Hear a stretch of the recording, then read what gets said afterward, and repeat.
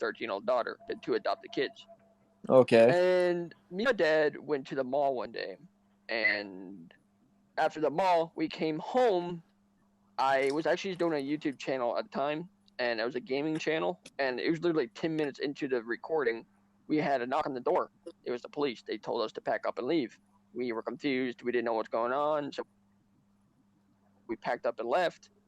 We had to sleep in a tent for like a week because we had nowhere to go. And then eventually we went to my mother's house, which was a trailer as well, and we moved in there for a little while. And so later on, I think it was a few weeks after, my dad got a call from like the sheriff's office or whatever, had to meet with a detective, and I actually went with him. And so I'm gonna tell you exactly what happened, what I caught up with, and then I'm gonna go back in time and tell you everything else. So basically, her daughter, the woman's daughter, my Thank you, dad's Mud. ex-girlfriend. I'm not gonna tell her Okay. name. She's 13. She was a troublemaker. Obviously. We had a neighbor named Naija. She was always at the house, and it would always get in trouble all the time.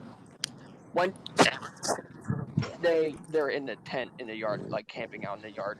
It was summertime, and they Okay. were being very noisy. And my dad, he's a light sleeper, and so am I. I was actually awake, I had my window open. I'm the one that woke him up, and he went out there and yelled at him. And he did that like 3 times, and then the 4th time he went out there, I actually looked out the window to see what was going on. My dad caught them doing stuff together, and he told Naija to leave and her to get inside the house, and they were told Naija never to come back again. She wasn't welcome. And my dad was furious. He was so pissed. And so the next day, the whole mall thing happened to me. Went to the mall, came back. Now, his ex-girlfriend owned a barber shop, which was like maybe a mile down the road, not very far. And when we came home, we actually passed our barber shop. Usually, it's not very packed. It's only a very few people in it. But we noticed that there was the neighbors, Naija, all of them down there. We don't really like confrontation. We don't like a lot of people, so we kind of ignored it, waited for them to come Okay. home to explain, and then that's when the cops came, and we had to leave.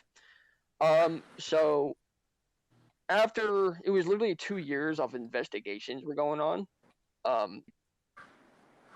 kept bringing my dad into, like, you know how interrogators, they'll put you in a fucking room and they'll make you sit there for hours on end, and they'll make you take the lie detector test. By the way, lie detector tests are bullshit. They go off of your the measures of your so like if you're panicking, even if you're innocent, it will read it and think you're lying, and that's why they don't use those things in court, because they're bullshit. But they had him sitting there for hours all the time. So many times they did that to him. And he would get so nervous because he didn't know what the fuck was going on. They kept asking weird questions, things like that. And my dad, he's an open book. He's the most honest person I know, and he tells me everything.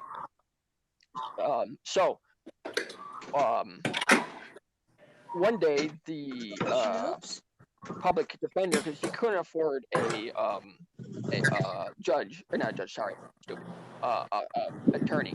So they gave him a public defender, and I overheard them talk and what had happened was, while we were at the mall, the 13-year-old girl answered the door with nothing but her panties and bra, and the child services came. And I don't know exactly what they're planning, but she said to the child services lady that my dad touched her. It was bullshit because me and my dad were at the mall, and she explained that it happened like moments ago during that time. And the reason why we know about this is because my uncle, who was a detective, was actually kind of on the case. He wasn't allowed to be because he was related. Yeah, family. Yeah, but he told us what was going on, and we were like, "That's fucking bullshit." So, I'm sorry, it's really hard to talk when. Yo, Stoner, that's muted, but we can hear you. Yeah, it's really hard to pay attention to the back of the noise. Well, I have like really bad attention span. I'm like fucking Dory.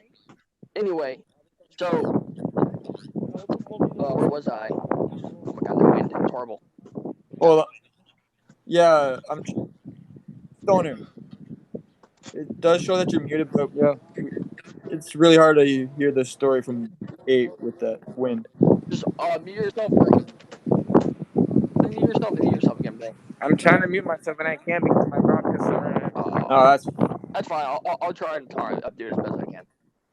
But basically, hold on, I'm just gonna get off for a few. do what? Yeah, I'm gonna get off for all a right. few. If Venom, anything, you go live, and then I'll I'm just join gonna you, let and I'll my finish phone the charge. story there.